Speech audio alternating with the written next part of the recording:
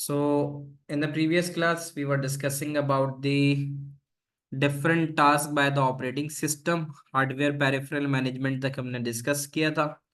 We will start with the file management. हमारा operating system हमें allow करता है कि हम फाइल यानी ऑपरेटिंग सिस्टम की वजह से ही हम फाइल्स को मैनेज कर सकते हैं. यस जोहा, सर हमारी क्लास थर्सडे को हुई थी ना। बिल्कुल हुई थी. तो सर हमने ये तो ठीक है जी. So starting with this one, file management की अगर हम बात करें तो फाइल मैनेजमेंट क्या है. फाइल मैनेजमेंट ये है कि आपके ऑपरेटिंग सिस्टम में, ठीक है, आप आराम से किसी भी फाइल को नाम दे सकते हो. ठीक है, जब आप नाम देते हो तो वो ऑटोमेटिकली ही खुद से ही जिस एक्सटेंशन की वो फाइल होती है, जिस प्रोग्राम पे वो चलने वाली फाइल होती है, उसका एक्सटेंशन आपको दे देता है. फाइल मैनेजमेंट ऑपरेटिंग सिस्टम की वो यूटिलिटी है जो आपको सहूलत देती है कि आप फाइल को क्रिएट कर सकते हो, फाइल को ओपन कर सकते हो, फाइल को क्लोज कर सकते हो. डिलीट करना या रिनेम करना या कॉपी करना या मूव करना, ये सारा का सारा काम आप फाइल मैनेजमेंट की वजह से ही करते हो. मेंटेनिंग द डायरेक्टरी स्ट्रक्चर की अगर हम बात करें तो आप दूसरी स्क्रीन पे जरा आओ. Select the multiple screen option, और मल्टीपल स्क्रीन ऑप्शन पे आप देख सकते हो. Can you see the second screen now?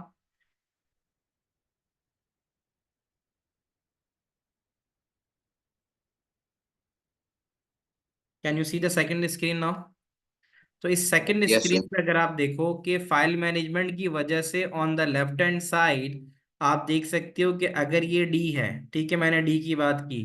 D के अंदर अगर मैं जाता हूँ यूएसबी डाटा पे, तो यूएसबी डाटा पे ऑन द लेफ्ट साइड आप देख सकते हो कि अब यहाँ पे क्या, अगर मैं यहाँ से इसको एक्सपेंड करता हूँ, ये डायरेक्टरी स्ट्रक्चर है कि आप सी ड्राइव के अंदर यानी दिस पीसी के डी ड्राइव में जाते हो, डी ड्राइव में यूएसबी डाटा में जाते हो, उसको मजीद एक्सपेंड कर रहे हो तो उस फोल्डर के अंदर मजीद फाइल्स मिल रही हैं आपको. ये सारा का सारा जेम्स जैन पीपीटी, ये सारा का सारा आप देख सकते हो कि ये क्या कर रहा है, ये फाइल के स्ट्रक्चर को मेंटेन कर रहा है कि किस फोल्डर में कौन सी फाइल है और टिल दी एंड तक कौन सी फाइल अवेलेबल है. आप देख सकते हो कि इसमें ये जो नजर आ रहे हैं आपको, जैसे pseudo code. Yes Wamiq. Sir मैंने अभी ज्वाइन किया, मुझे बता दें कि आपने अभी तक क्या कर रहा है। मैं फाइल मैनेजमेंट ही स्टार्ट किया मैंने. आपके ऑपरेटिंग सिस्टम में we are discussing about the task carried out by operating system. एक ऑपरेटिंग सिस्टम आपको क्या क्या टास्क करके देता है. आपका ऑपरेटिंग सिस्टम आपकी डायरेक्टरी मेंटेन करता है. सी में क्या है, डी में क्या है, ई में क्या है, उसके हर फोल्डर के अंदर मजीद क्या क्या है. आप देख सकते हो ये वर्ड लिखा हुआ नजर आ रहा है, इसका मतलब है ये फाइल एमएस वर्ड से चलने वाली है. आपको यहाँ पे नजर आ रहा है P. P is for PPT PowerPoint. फॉक्सेट भी आपको नजर आ रहे हैं, ठीक है. तो फाइल मैनेजमेंट की वजह से आप बहुत सारे काम कर सकते हो. मैं एक फाइल क्रिएट भी कर सकता हूँ, न्यू करूंगा तो फाइल क्रिएट हो जाएगी, ये भी ऑपरेटिंग सिस्टम की वजह से कर पा रहा हूँ. फाइल को रिनेम कर सकता हूँ, राइट क्लिक करूंगा किसी भी फाइल को रिनेम कर सकता हूँ, रीनेम का भी ऑप्शन आ गया. तो फाइल मैनेजमेंट टास्क हमें बहुत सारे काम करने देता है कि हम किसी भी चीज़ को रीनेम करें, डिलीट करें फाइल को, ये सारे काम वो हमें करने देता है. उसके अलावा हम यहाँ पर फाइल्स को सॉर्ट भी कर सकते हैं according to date, according to type, according to size. ये सारी चीज़ें हम कर सकते हैं. तो ये वो चीज़ें हैं जो फाइल मैनेजमेंट की यूटिलिटी हमें अलाउ करती है. तो आप जब वापस आओगे,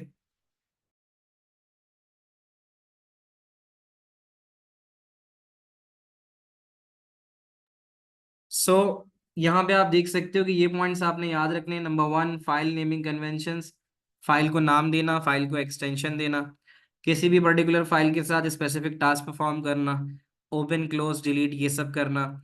उसके अलावा आप अपनी फाइल या फोल्डर के ऊपर पासवर्ड भी लगा सकते हो, तो ये एक्सेस राइट्स भी देता है आपको.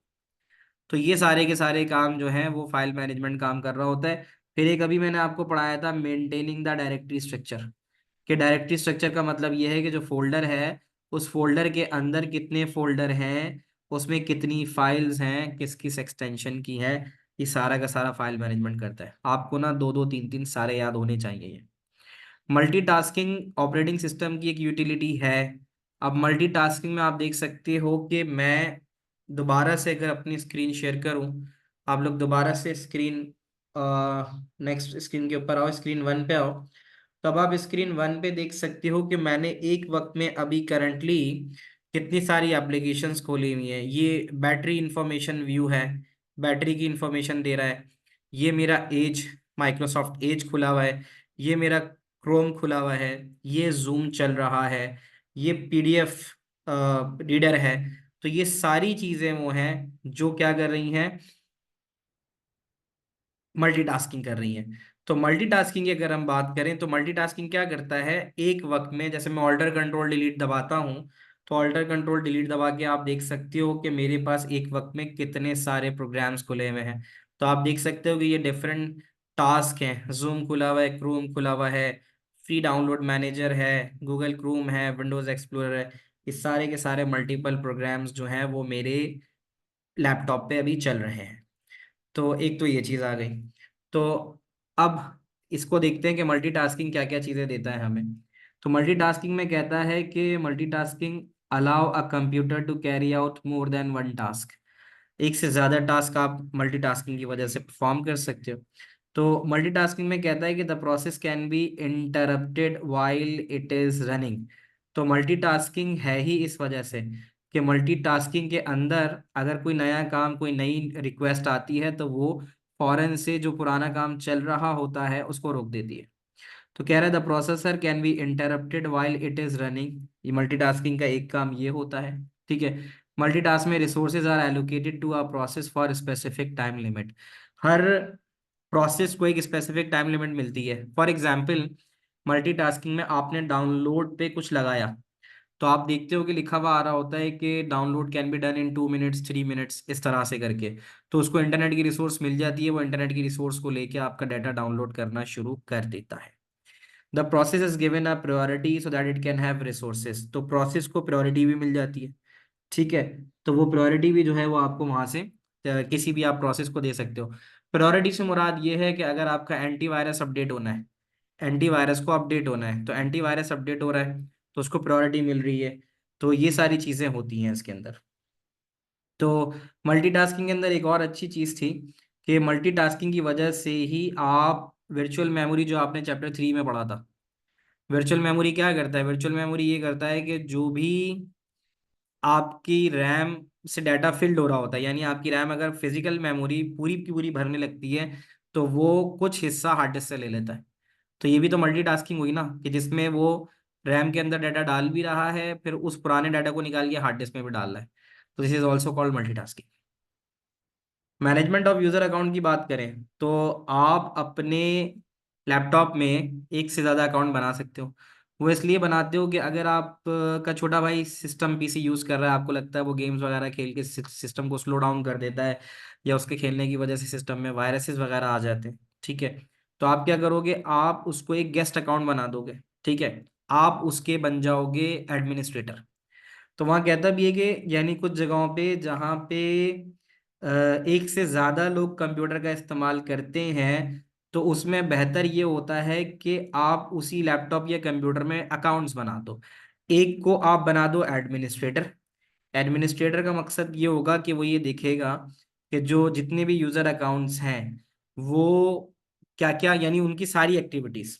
तो एडमिनिस्ट्रेटर का पहला काम तो ये होता है कि वो अकाउंट क्रिएट करता है, डिलीट करता है यूजर अकाउंट्स को। ठीक है। और वो रिस्ट्रिक्ट भी कर सकता है। रिस्ट्रिक्ट का मतलब ये कि अगर यूजर जो है वो डाउनलोड कर रहा है प्रोग्राम्स, तो वो उसको डाउनलोड नहीं करने देगा। आपने भी अगर देखा हो कभी स्कूल या यूनिवर्सिटी उसमें कॉलेजेस में कि अगर आप कुछ डाउनलोड करना चाहते हो तो वो कहता है कि भाई इसके लिए आपको एडमिनिस्ट्रेटर का पासवर्ड डालना पड़ेगा।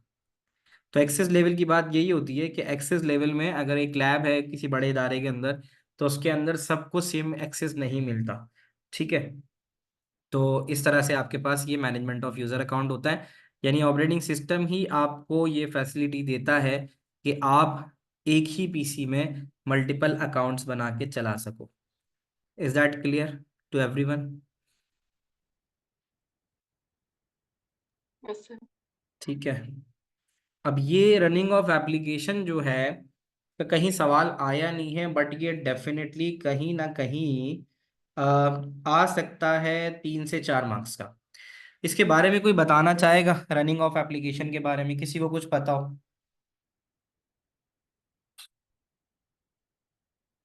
ये किस चीज की तरफ इशारा कर रहा है या क्या चीज बता रही है, कोई बताएगा? ये सारा काम ना हम कर रहे होते हैं, ठीक है। आप सबसे पहले अपने लैपटॉप या पीसी को स्टार्ट करने के लिए क्या करते हो? सबसे पहला काम, पावर बटन। हम पावर का बटन दबाते हैं। वो पावर का जो बटन हम दबाते हैं, इसका मतलब है कि हमने सबसे पहले स्विच ऑन करके पावर का बटन दबाया। वो पावर का बटन उस पावर को लेके, वो जो वोल्टेज अब फ्लो करवाना है, उसको लेके जाता है किसके पास? आपकी बायोस के पास। ठीक है। तो कह तो रहा है कि व्हेन कंप्यूटर स्टार्ट्स अप, जब आपका कंप्यूटर स्टार्टअप लेता है, तो उसमें बैकग्राउंड में जो काम होता है ना, बैकग्राउंड में, जैसे ये लैपटॉप पे आपको सब कुछ नजर आ रहा है, इसके लिए मेरा लैपटॉप स्टार्ट होना जरूरी है। अच्छा, आप लोगों ने देखा होगा कि विंडोज की स्क्रीन आने तक कितना टाइम लगता है? जब आप पावर का बटन दबाते हो, तो विंडो में पहुंचने पहुंचने में क्या टाइम लग जाता है? 5 मिनट। नहीं नहीं, 5 मिनट तो नहीं, 10 सेकंड। 5-10 सेकंड। 5-10 सेकंड। एसएसडी लगी हुई है तो 5-10 सेकंड ही तो लगता है भाई। लैपटॉप का बटन दबाओ, मतलब ब्लैक स्क्रीन आती है या फिर एचपी डेल लिनोवो का लोगो आता है, और 5 से 10 सेकंड में आपके पास विंडोज लोड हो जाती है। विंडोज जब आती है ना, उससे आने से पहले पहले देखो, देखो ये कहता है कि जब कंप्यूटर स्टार्टअप होता है, तो part of the operating system, तो ऑपरेटिंग सिस्टम जो है ना, वो सबसे पहले रैम के अंदर लोड होता है। इस प्रोसेस को हम कहते हैं बूटिंग अप द कंप्यूटर। सवाल पूछ सकता है कि व्हाट इज बूटिंग, तो आप बोल सकते हो कि when operating system loads into the RAM, it is called boot up. Number एक। तो कहते हैं this routine is handled by BIOS. ये जो ऑपरेटिंग सिस्टम का लोड होके रैम में आना है, वो सारा का सारा काम आपकी बायोस मैनेज करती है, जिसको आप फर्मवेयर भी कहते हो। ये मैंने ब्लैंक्स में देखा है इस तरह का सवाल, कि आपको एक एक लाइन देके वो टर्म्स पूछ लेती है। तो बायोस को हम फर्मवेयर भी कहते हैं। BIOS can be referred to as, दोबारा डेफिनेशन बता देंगे किसकी? कोटिंग अप की? आप व्हेन ऑपरेटिंग सिस्टम से आपने कहा था कुछ। मैं बता रहा हूँ, BIOS can be referred to as firmware. Booting की डेफिनेशन बेटा ये लिखी हुई है कि loading operating system into the RAM is called booting, booting up. या booting up is a process in which operating system loads into the RAM. Booting वो process है जिसमें ऑपरेटिंग सिस्टम लोड होता है रैम में। तो डेफिनेशंस वगैरह के लिए आपको याद हो, मैंने ग्लॉसरी भी आपको पीडीएफ की भेजी थी। सबको याद है या किसी कोई भूल गया है?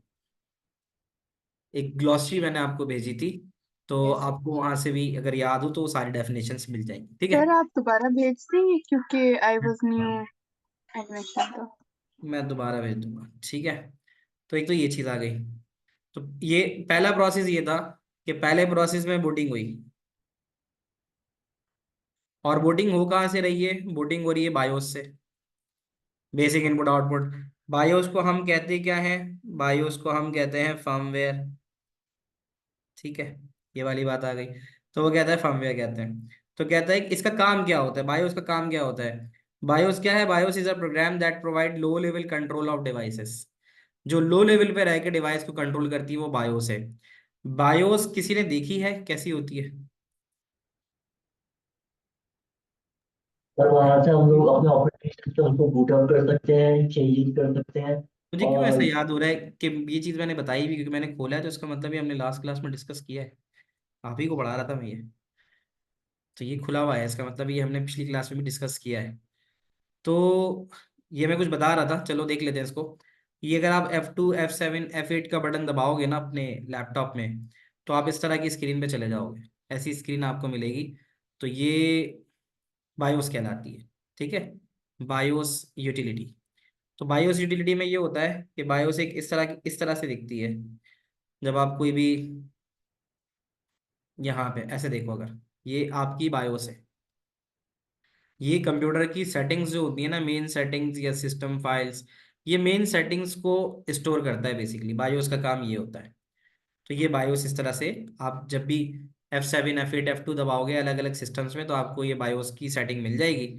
और बायोस की सेटिंग से आप पावर मैनेजमेंट, आप पासवर्ड वगैरह लगा सकते हो। आप अपने सिस्टम पे मेन पासवर्ड लगा सकते हो, लिखा हुआ अभी देखो नजर आ रहा है, set user and password, set user password. तो आप बायोस की जितनी भी सेटिंग्स हैं वो आप यहाँ से कर सकते हो। अब बायोस जो है वो होती किसमें है, उसकी एक चिप होती है, that is powered by CMOS. तो यहाँ अगर देखो, इसी में फिर मैं कहीं डिस्कस कर रहा हूँ इसी को। ये तो सारे बायोस के सेटअप्स और सारी चीज़ें आ गई। ये तो बायोस आ गई। अब अगर हम देखें सीमोस की बात करें, कॉम्प्लीमेंट्री मेटल ऑक्साइड सेमीकंडक्टर, इसके बारे में ज़्यादा आपको पढ़ने की ज़रूरत नहीं है। बस ये है कि सीमोस एक चिप होती है, ठीक है। उसका काम होता है कि वो बायोस की सेटिंग को स्टोर करता है। ये देख सकते हो आप, ठीक है। तो जो रोम रोम को हम बायोस ही कह रहे हैं। तो ये जो बैटरी है ये बेसिकली आपके मदरबोर्ड को हर वक्त पावर ऑन रखती है। आप जब भी अपने लैपटॉप और पीसी को खोलते हो तो आपका टाइम बिल्कुल सही आ रहा होता है, आ रहा होता है ना। तो वो टाइम किसकी वजह से सही आता है, वो इसी बैटरी की वजह से आता है। ये बिल्कुल रोम के साथ लगी हुई होती है। मैं ये सवाल पूछो। सर ये माउस के अंदर भी तो होती है। ये माउस में होती है। हाँ, कॉम्प्लीमेंट्री माउस में, हाँ मेटल वायरलेस ऑक्साइड माउस में, सेमीकंडक्टर। वायरलेस माउस में लगती है, जो ब्लूटूथ माउस ये जो होता है। वो जो रेड कलर का जो नीचे लाइट आ रही होती है माउस के, हाँ हाँ। ये उसकी पिक्चर्स लेके कंप्यूटर को भेजती है और फिर बताती है कि कौन सी डायरेक्शन में माउस को नहीं, मूव माउस करना में तो नहीं होगी ना, माउस में तो लेजर होती है, लेजर से वो भेजती है। है। सर बैटरी मैंने ये बुक में वाली नहीं पढ़ा था, होगी। बुक में लिखा हुआ था सी। माउस एक एक अलग माउस आता है जिसके अंदर रिचार्जेबल बैटरी लगती है। तो वो उसको कर सकती है, बाकी तो कुछ नहीं। और ऑप्टिकल माउस में लिखा हुआ था सर ये। ऑप्टिकल माउस में था, ठीक है, होगी कोई इस तरह की चीज। उसके अलावा कोई तो सवाल? सर ये वाली बैटरी तो घड़ियों में भी लगती है मेरे ख्याल से। ये वाली ये लगती है, हाँ बिल्कुल लगती है। मतलब ये थोड़ी सी बड़ी होती है, ये पिक्चर में अगर आप थोड़ा देखो ना इसके, तो इसका थोड़ा साइज जो है ना वो थोड़ा उसके मुकाबले में डिफरेंट होता है। तो ये आपको मिल जाएगा अगर आपके पास पीसी है ना, घर में पीसी है, तो आप उस पीसी पे आपको जरूर मिल जाएगा ये आपको। ठीक है, ये इस तरह से एक बायोस चिप होती है और ये बायोस चिप के साथ लगी हुई होती है। तो ये आप देख रहे हो जो रेड सर्कल है, रेड सर्कल के साथ जो एक स्क्वायर सा थोड़ा करीब में बना हुआ है, ECH कुछ करके लिखा हुआ है, ये बायोस है। तो ये बायोस को पावर प्रोवाइड करती है। अगर आप इसको निकाल दोगे ना, तो आपकी बायोस की सेटिंग्स जो हैं वो लॉस्ट हो जाएंगी। ठीक है, तो यहाँ बहुत सारी देखो, ये सीमॉस है बेसिकली। और इसके साथ ही अगर आप देखो यहाँ पे भी देख सकते हो, ये जो राइट हैंड साइड पे ब्लैक सी चिप नजर आ रही है वो इसकी बायोस है। ठीक है, तो वापस आ जाते हैं। आपको जो समझना है, खैर बस इतना काफ़ी उसके लिए। तो ये कह रहा है कि जो बायोस है, बायोस की जो सेटिंग्स हैं, वो कह रहा है कि the BIOS is stored in on a flash memory chip. तो बायोस तो आपके पास चिप में मौजूद होती है, दैट इज डबल ई प्रोम। आलियान सवाल पूछो। सर मेरा एक छोटा सा सवाल था। लेट्स से हम लोगों ने सुपर यूजर पासवर्ड क्या नाम है वो बायोस के ऊपर रखा था कि हमारे कंप्यूटर के अंदर कोई दूसरा ऑपरेटिंग सिस्टम इंस्टॉल ना कर सके। लेकिन अगर हम खुद उसी पासवर्ड को भूल गए, तो अगर हम लोग सीमॉस चिप को बाहर निकालेंगे कुछ सेकंड के लिए फिर वापस लगाएंगे तो हमारा सुपर यूजर पासवर्ड रीसेट हो जाएगा, ऐसा राइट? ही है ना, तो कह तो रहा है कि बायोस की सेटिंग यहाँ लिखा हुआ नहीं है, बट ये कि बायोस की सेटिंग इसको रिमूव करने से रिस्टोर टू द प्रीवियस आ जाती है। ये लिखा हुआ है यहाँ पे, यहाँ देखते हैं। The user is allowed to alter the factory setting by changing CMOS content. ठीक है, तो वो आप चेंज कर सकते हो। जब उसको रिमूव करोगे तो सीमोस की सेटिंग जो है वो दोबारा प्रीवियसली स्टेट पे आ जाएगी। और किसी का कोई सवाल भाई? नहीं है? तो आपने जो पॉइंट्स याद रखने हैं ना, देखो मैं बताता हूँ, आपने पॉइंट याद रखना है कि भाई सबसे पहले ऑपरेटिंग सिस्टम का रैम में आना बूटिंग कहलाता है। ये वाला जो टास्क है इसको लोड कराने का, ऑपरेटिंग सिस्टम को रैम में लाने का, वो काम कहलाता है, वो चीज़ जो होती है वो हैंडल करता है कौन? बायोस करता है। उसको हम फर्मवेयर कहते हैं। बायोस खुद एक फ्लैश मेमोरी चिप के अंदर, ब्लैक कलर की जो चिप आपने देखी थी, उस चिप में बायोस स्टोर्ड होती है। ठीक है, और उसको हम डबल ई प्रॉम इसलिए कहते हैं क्योंकि वो इलेक्ट्रिकली इरेजेबल होती है। ठीक है, ये वाली बात हमने पढ़ ली। बाकी सीमोस चिप होती है जिसमें बायोस की सेटिंग्स जो है वो स्टोर होती है। तो ये आपका ओवरऑल रनिंग ऑफ एप्लीकेशन कहलाता है कि किस तरह से आपका ऑपरेटिंग सिस्टम बटन दबाने से लेकर मेमोरी में लोड होने तक का काम करता है। तो ये जो अगर आप देखो, मैंने लिखा है बूटिंग, फिर बायोस में जाता है, बायोस की अपनी सेटिंग्स होती है, ठीक है। वो सेटिंग्स आपके पास जो स्टोर होती हैं वो सी मॉस चिप के अंदर स्टोर होती हैं। आलियान सवाल पूछो। एप्पल के लैपटॉप में भी क्या बायोस होता है? दोबारा बोलो। एप्पल के लैपटॉप में भी बायोस होता है? बायोस तो आपको सब में मिलेगा बेटा, आपके मोबाइल फोन में भी होता है। तो आपका ये वो मोबाइल फोन समहाउ लैपटॉप अगर ऑपरेटिंग सिस्टम पे नहीं जाता तो कभी कभी ऐसा होता है, ब्लैक सी स्क्रीन आती है, कोड लिखा हुआ आता है, बंद हो जाता है। कभी अगर किसी के मोबाइल फोन में अगर सॉफ्टवेयर का इशू अगर आया हो तो आपने देखा होगा इंटरफेस सामने नहीं आता, खुलता है और आपको ब्लैक स्क्रीन के ऊपर वाइट कुछ टेक्स्ट या कुछ मेमोरी डंप्स नजर आते हैं, तो आपको अंदाजा हो जाता है कि भाई इसका ऑपरेटिंग सिस्टम चला गया। और कुछ। तो सर अब आते हैं सबसे आसान तरीन चीज और बड़ी कॉमन सी बात है। मैं पढ़ा रहा हूँ और मैं पढ़ाते पढ़ाते कोई कॉल रिसीव हो जाती है मुझसे, कॉल आ रही है और मुझे उसको रिसीव करना पड़ रहा है, तो इसका मतलब है एक इंटरप्ट आया। ठीक है। आप पढ़ रहे हो, आपके साथ भी ऐसा हो सकता है कि आपको कोई बुला ले, अम्मी बुला लें आपकी, तो आप इंटरप्ट हो सकता है। तो देखो इंटरप्ट क्या है। इंटरप्ट की डेफिनेशन सिंपल सिंपल ये है कि interrupt is a signal. Interrupt वो सिग्नल है सेंड फ्रॉम अ डिवाइस, कोई भी डिवाइस या कोई भी सॉफ्टवेयर माइक्रो प्रोसेसर को भेजता है। I am repeating again, interrupt is a signal. Interrupt एक सिग्नल है जो कोई भी डिवाइस या सॉफ्टवेयर माइक्रो प्रोसेसर को भेजता है। और क्यों भेजता है?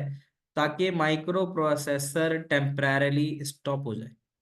अब आप लोग जब रेज हैंड करते हो या किसी की कोई माइक पे मुझे आवाज आती है, मैं रुक जाता हूँ, मैं अभी आपका माइक्रो प्रोसेसर हूँ, ठीक है ना। तो माइक्रो प्रोसेसर रुक जाता है जो भी काम वो कर रहा है, ताकि वो क्या कर सके, ताकि वो इंटरप्ट को सर्विस कर सके, रिस्पॉन्स दे सके। आप अगर रेज हैंड करते हो तो मैं रुक जाता हूँ और फिर मैं आपकी बात का जवाब देता हूँ। कंप्यूटर में इंटरप्ट जो होता है वो तीन तरीके का होता है, ठीक है। ये इसने थोड़ी डिटेल में बात बता दी, बट ये कि आपको जो इंटरप्ट मिलेगा वो तीन तरह से मिलेगा। एक इंटरप्ट आपका कहलाता है हार्डवेयर इंटरप्ट। हार्डवेयर इंटरप्ट, आप जब यूएसबी लगाते हो तो नीचे से पॉपअप होके नहीं लिखा हुआ आता कि your hardware is ready to use या your hardware is new hardware is found.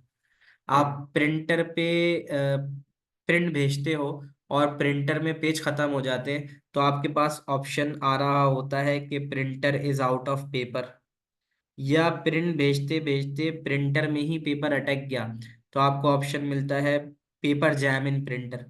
क्या ऐसी सब चीजें होती हैं? तो ये कहलाता है हार्डवेयर इंटरप्ट, ठीक है। फिर एक कहलाता है सॉफ्टवेयर इंटरप्ट। सॉफ्टवेयर इंटरप्ट क्या है? सॉफ्टवेयर इंटरप्ट ये है कि आपकी डाउनलोड कंप्लीट हो गई। सॉफ्टवेयर इंटरप्ट की एग्जांपल ये है कि आपने अपनी हार्ड डिस्क में यूएसबी से कोई डाटा डालने की कोशिश की, यूएसबी में डाटा था और हार्ड डिस्क में डालने की कोशिश की। आपकी हार्ड डिस्क के अंदर स्पेस जो थी वो थी 1 GB की, जो डाटा आप यूएसबी से डालने की कोशिश कर रहा हो वो 2 GB का है। क्या होगा बताओ?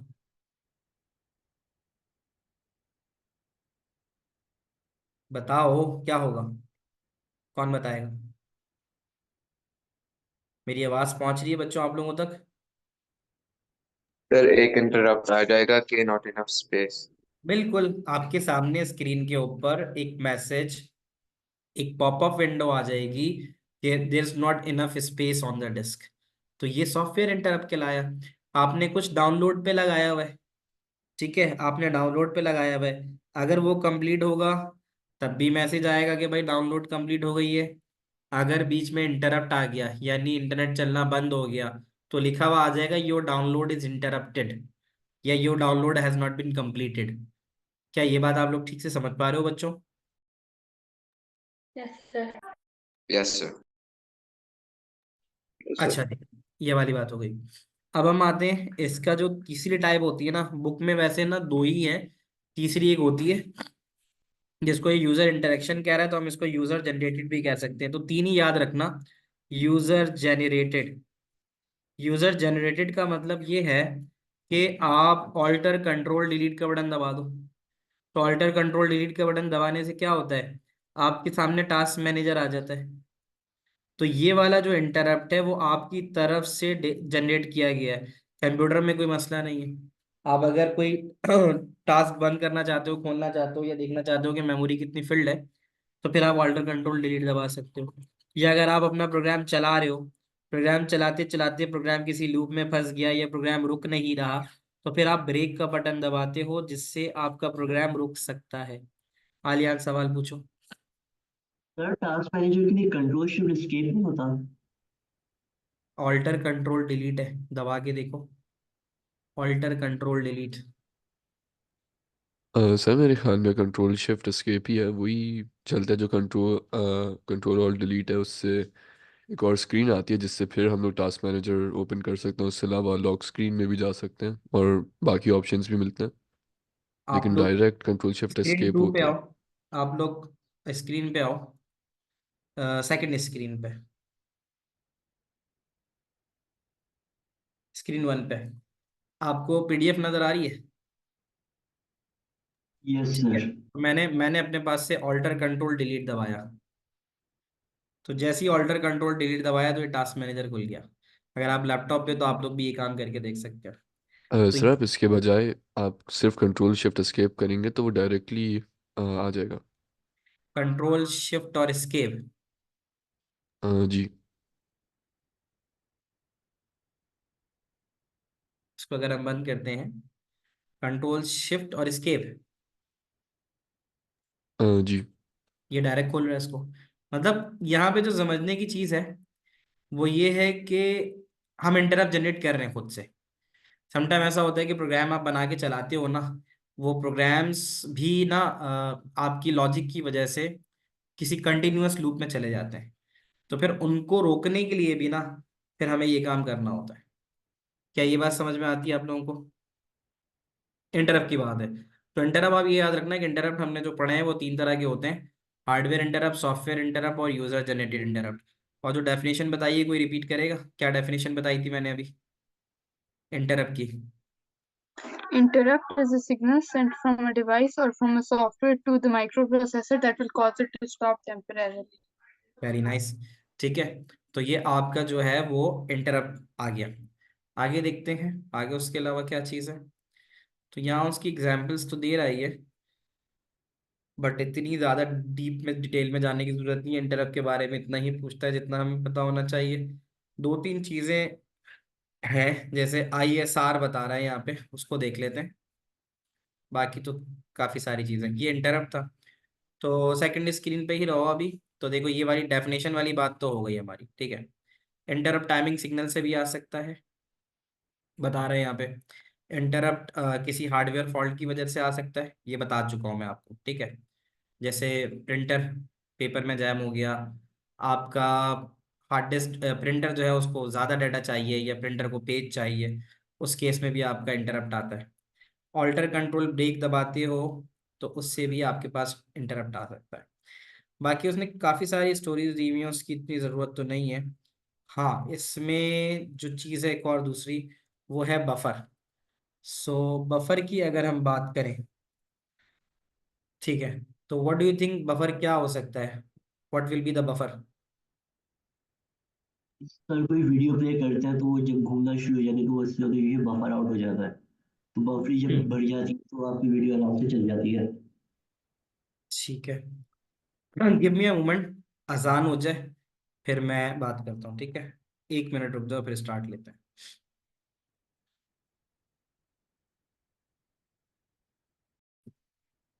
सो बफर क्या होता है, how can you define a buffer?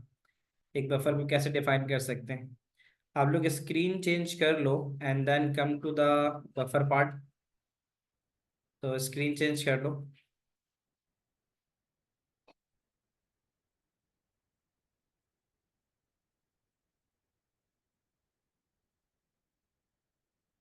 इस वाले पार्ट की तरफ आ जाते हैं कि इसमें एक चीज आती है, देखो एक सवाल मुश्किल है, पूछ सकता है बट, कि इंटरप्ट और बफर साथ मिलकर कैसे काम करते हैं, ठीक है। तो एग्जाम्पल देता है बफर की एग्जाम्पल, बफर की डेफिनेशन कौन देना चाहेगा? पहले बफर के बारे में बताओ। कौन बता रहा है बफर की डेफिनेशन? वामिक आप बताओ, व्हाट इज बफर? वामिक और आदम, क्या हो सकती है बफर की डेफिनेशन?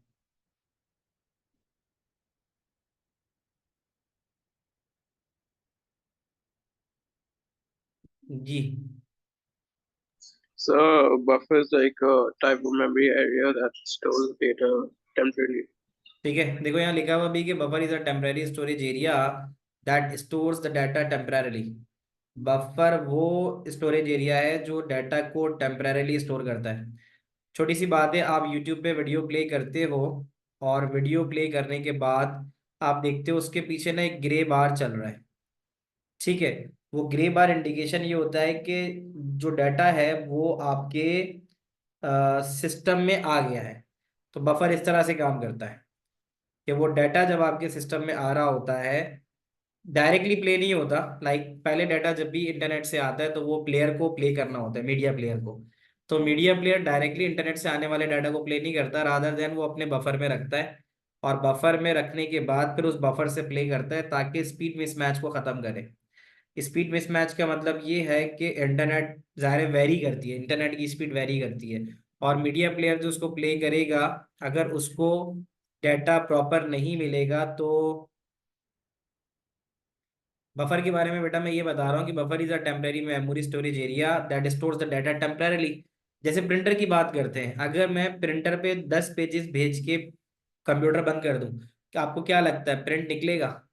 मैंने अपने कंप्यूटर से 10 पेजेस का डॉक्यूमेंट प्रिंट पे भेज के कंप्यूटर सर बंद कर दिया, तो क्या प्रिंट निकलेगा या नहीं निकलेगा? मेहदी कुछ कह रहे हो? सर मेरा एक सवाल था कि बफर तो रजिस्टर में फिर क्या फर्क होता है? देखो, बफर तो आपको स्टोरेज डिवाइसेस में मिलते ही हैं, जैसे प्रिंटर का भी अपना बफर होता है। ठीक है। अच्छा, रजिस्टर्स जो होते हैं वो विद इन सीपीयू होते हैं। ठीक है ना। बफर आपके पास एक अलग से भी मेमोरी कहीं और लग सकती है, बट जो रजिस्टर्स होते हैं वो विद इन सीपीयू होते हैं आपके। वो सीपीयू जब प्रोसेसिंग करता है, सीपीयू के अंदर जो टेम्पररी डाटा को होल्ड करता है वो रजिस्टर्स कर रहे होते हैं। बफर जो होता है, बफर आपके पास डिवाइसेस में अलग अलग लग सकता है। इवन आपके कीबोर्ड का भी एक बफर है।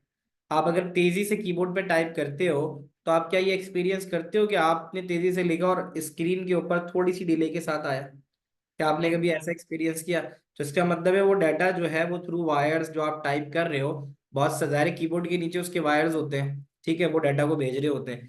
तो वहां पे भी वो बफर का इस्तेमाल करता है। अगर बफर नहीं होगा ना तो हमारा डाटा लॉस्ट हो सकता है बीच में। ठीक है, तो ये बफर की एग्जाम्पल है। Okay sir. ठीक है, तो ये बात समझ में आ गई होगी। तो इंटरप्ट और बफर की अगर हम बात करें तो इसमें एक छोटी सी ये चीज समझा देता हूँ।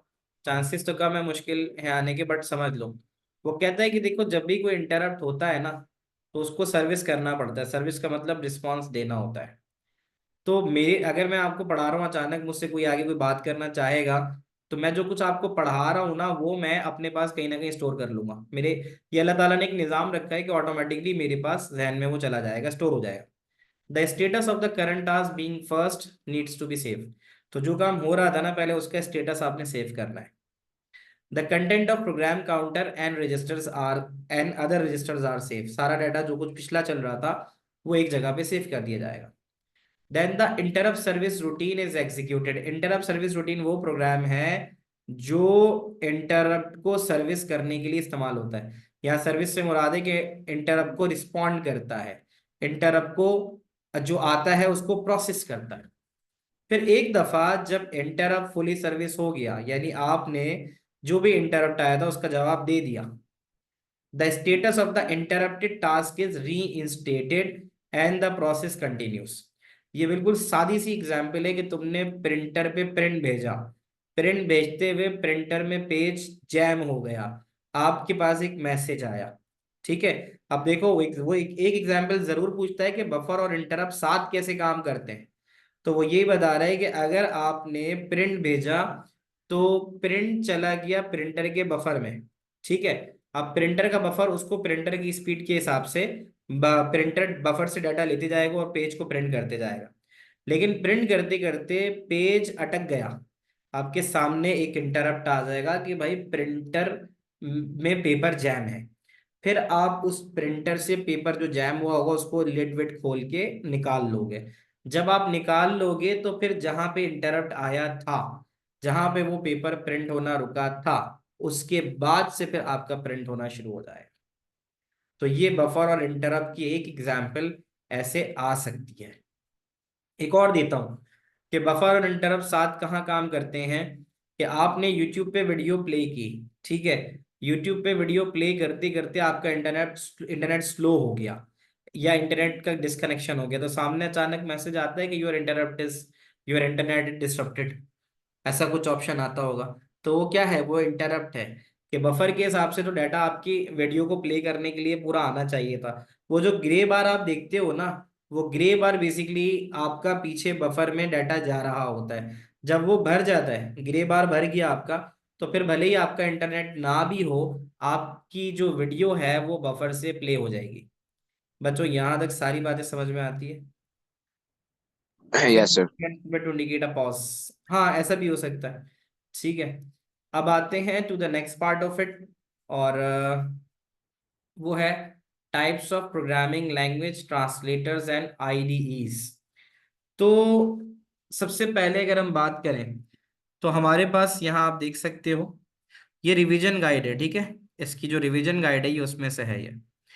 तो रिवीजन गाइड में देखो, लैंग्वेज की अगर हम बात करें, यहाँ पे स्टार्ट होता है ये चैप्टर। तो सबसे पहले तो ये कहता है कि कंप्यूटर प्रोग्राम क्या है। ये छोटी सी डेफिनेशन याद रख लेना कि a computer program is a list of instructions that enable a computer to perform a specific task.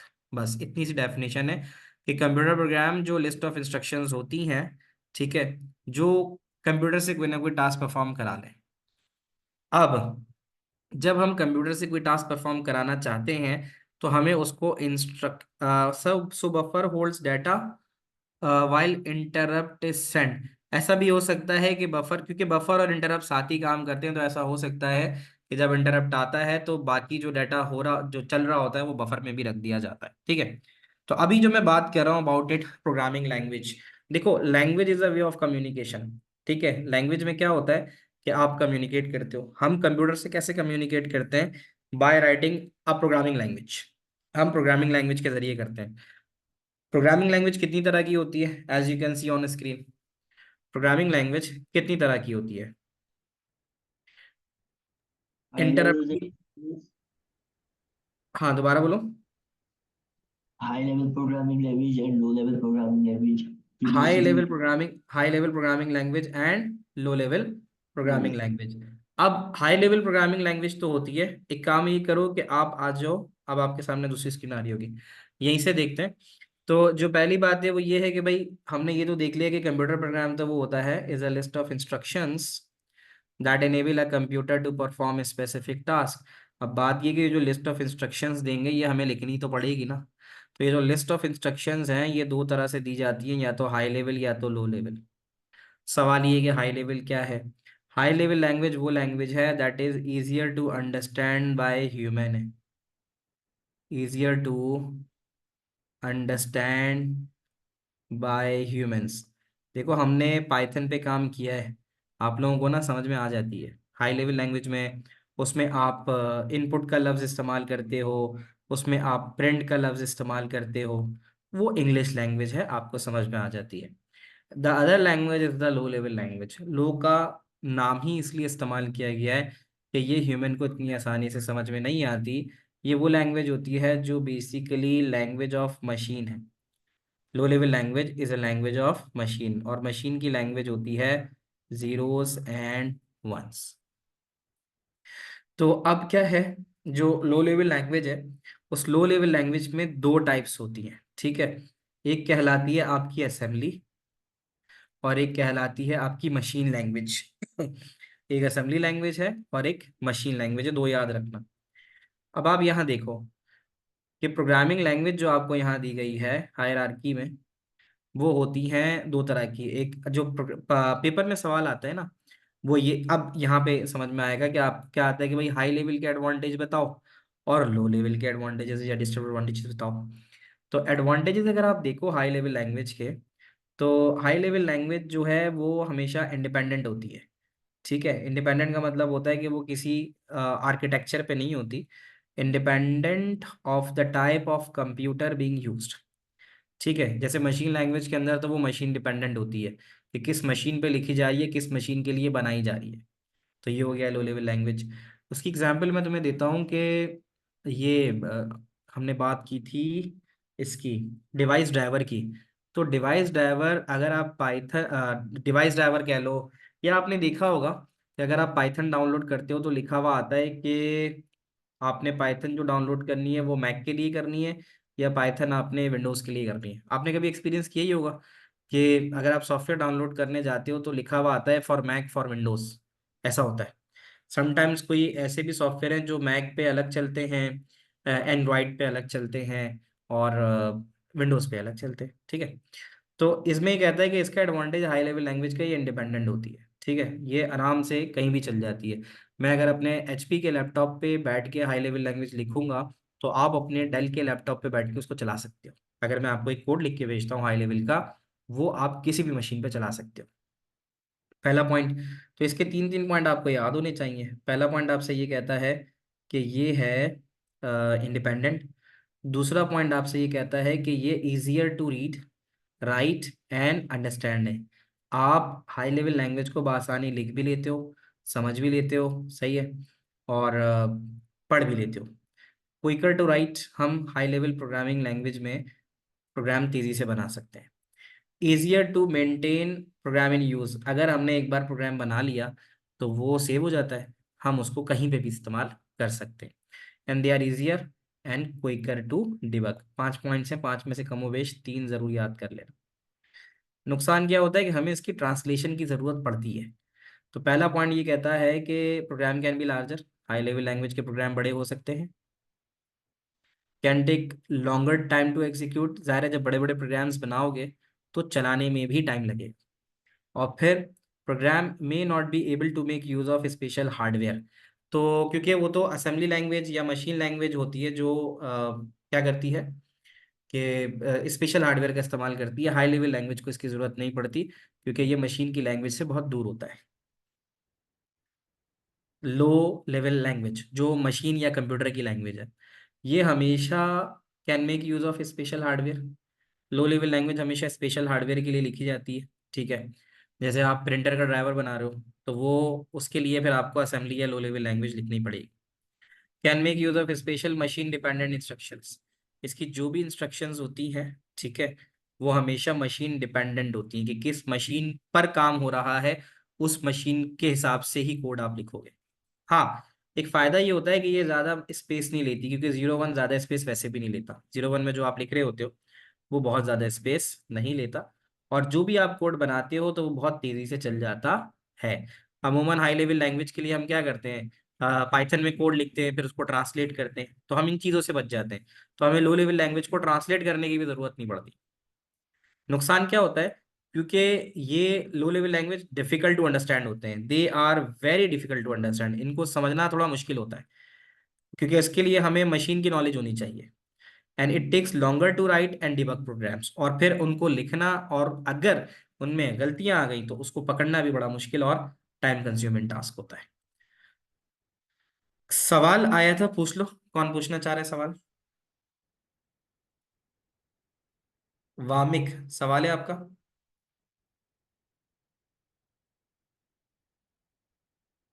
जी, किसी का सवाल बच्चों? कोई सवाल नहीं है? तो एक और सवाल आया हुआ तो उसको बता देता हूं मैं कि इंटरप्ट की, sir what does the point use of special hardware means.